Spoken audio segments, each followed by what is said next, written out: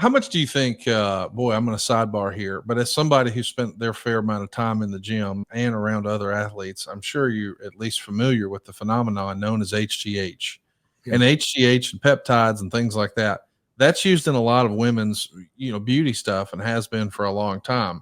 But I also know that a lot of professional athletes have used it to sort of slow down the hands of time. Do you think HGH and other advances we've seen in performance enhancing drugs, and I'm not talking about steroids specifically, but I'm just saying everything else in the genre, has that really changed the way we perceive age in entertainment? I think it has to. Yeah, I think nutrition overall has improved significantly, and I think you add to that, the ancillary stuff like HGH and your peptides and your stem cells and things like that. But I think nutrition has just changed. I think people have gotten so much better about when we started back in like 1980s when I first played my pro sport in 1989. Nobody knew anything about cardio. I mean, all you did was lift. And Arnold and those guys didn't do cardio. They just lifted all the time. And if they want to lose weight, they got their diet a little bit better. Now people are doing cardio. They're watching their diet. They understand how many grams of protein to take. It's become a real science. As late as the mid-90s, it was not a science. And that was just 30 years ago. People didn't know how to eat like you needed to. Ronnie Coleman, who was a cop up in Dallas, who did a lot in wrestling, by the way, in sportatorium. Not a lot, but he did some. I got to meet Ronnie when he came up as you got to see Ronnie Coleman in a policeman outfit. It's like, you got to be kidding me. You don't need a gun, pal. Just get out and go, people will run from you.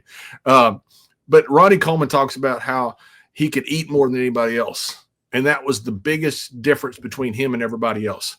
That came along a lot later. That came along after Haney. That came along after Platts. That came along after Arnold. I mean, that was completely different. That changed everything. Nutrition changed everything. I'll tell you about HGH. I was going to have shoulder surgery years ago. I've had consistent problems with my shoulder. I had it operated on since and had it almost completely rebuilt. But a doctor told me, said, take some HGH. And this was a surgeon. And I went and got some HGH, and it fixed my shoulder for probably 15 years. Made me feel so much better. I just took one dose. I didn't take it for bodybuilding reasons. I took it for my shoulder to regenerate my shoulder, and it worked. Now, people can say, it doesn't work like that. I can tell you what it worked for me. It got me out of having shoulder surgery and completely changed my health. I took it one time for about 5 or 6 months. Everything got better. I had stem cells about 6 months ago. Same thing. I've had torn bicep up here. I've had torn bicep down here, 2 torn biceps on the same arm, shoulder rebuilt, and I couldn't do a curl. Everything changed after those stem cells. I feel, it's like I was 10 years ago, not 20 years ago. That was a different me, but it's really changed. And so I think a lot of that's come about, the medical, the pharmacology of so much of this has changed completely. And I'm not talking about the steroids, as you say.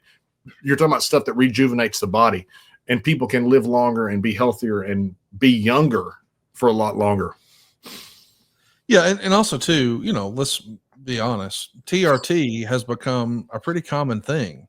Like you and I both know, folks in their 60s and 70s who are regular TRT users. And as a result of that, they're on television and looking like they used to look, years ago. And they're able to do that because as your body stops making testosterone, well, you get a little supplement. I view that differently than a guy getting Dianabol or something like that. That's a totally different thing. We're supplementing what our body used to make on its own. We're just getting us feeling like we used to. When do you remember? Because I know this was a hot button with the UFC for years and years.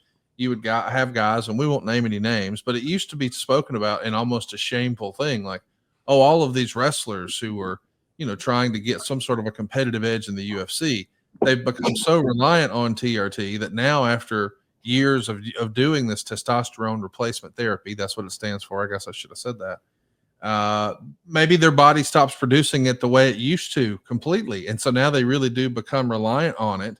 But I know it was spoken about in the UFC conversation as a way to get a competitive edge, or maybe it was cheating or it was a gray area. Wrestling doesn't have to deal with any of that. Do you remember when TRT sort of became commonplace in wrestling? Because it's not a competitive sport in the way that UFC is. Yeah, and I agree with that analogy. About 10 years ago, I believe is when it was, 15 years ago, people started taking TRT and taking, I remember doctors, at that point started pushing it, for older people. Yes. And they literally would just say, you want to take some TRT, you want to take some testosterone, it'll make you feel better. Now, as far as a sport like UFC, I completely agree with you.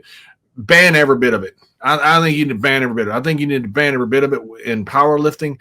I think you need to ban all the shirts and all the bullshit pellet paraphernalia that guys use in powerlifting. A guy can't bench press 1,300 pounds. Ban the shirts, make them lift raw, but also ban all of the pharmaceutical stuff. But as far as wrestling, we're not a competition. So older guys that are taking it, good for them. And the thing about it is, with WWE, I know this because I've had to go through all of the testing, all the different stuff that you have. If you have something like that, WWE knows about it, and they know where it's coming from.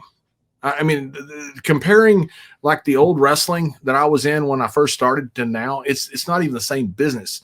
WWE will have you go to an endocrinologist to get any of this stuff. You have to be checked out. Everything has to be checked with WWE. Any prescription that might be something that would enhance you physically is checked by WWE, which is wonderful. But I have no issue with that. Guys want to take this and it's done by a doctor. Don't get it from your local jacked up guy at the gym. But if it's done by a doctor, I think it's fantastic.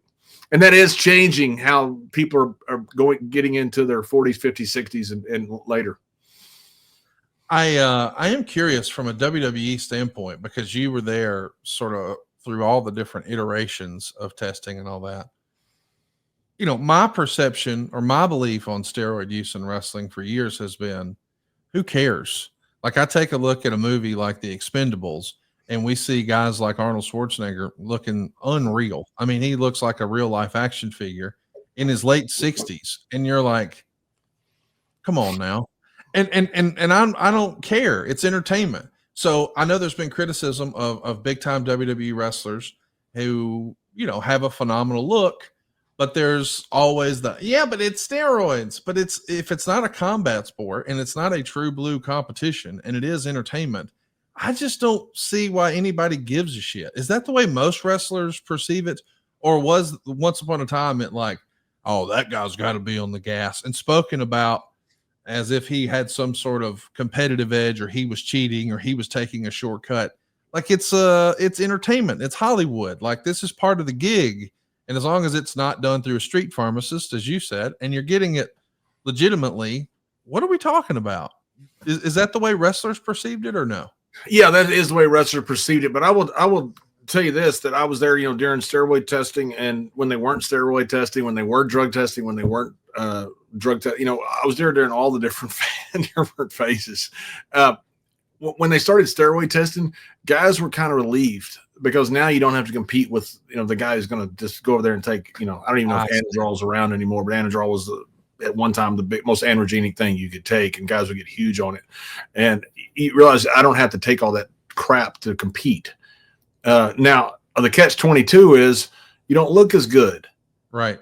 So like when WCW wasn't testing and our guys were, our guys don't look as good, and that's a real problem when you got a television product, and that's, we suspended testing for financial reasons during that time. Yeah, financial reasons. They wanted our guys to get jacked so we'd make more money. But I think it's good for health. If you're testing the testosterone, who cares? You're not going to get huge off that stuff. It just makes you feel better. If you're underneath the doctor's care, you're not going to take too much of it. Who cares? If it's done with the doctor. The steroids, I think it's good that they don't have a health risk with it. Now, the thing that came was people thought guys were dying from steroids. People aren't dying. I'm telling you, I've looked at this a million times. I got a lot of friends who died. Guys died from pills. They didn't die from cocaine. They didn't die from steroids. They certainly didn't die from weed. They died from pills. And so that's the one thing that you've got to stay very strict on, because those are so freaking addictive. And you have guys that are in pain all the time. If you have access to it, that's where guys get them and die. It's not the cocaine, it's not the steroids, but it's good to have test, in my opinion, because you don't have to compete with that. The problem comes when you got a competitor that doesn't compete and that doesn't test. And now all of a sudden your guys are 20 pounds lighter and there's an issue with perception.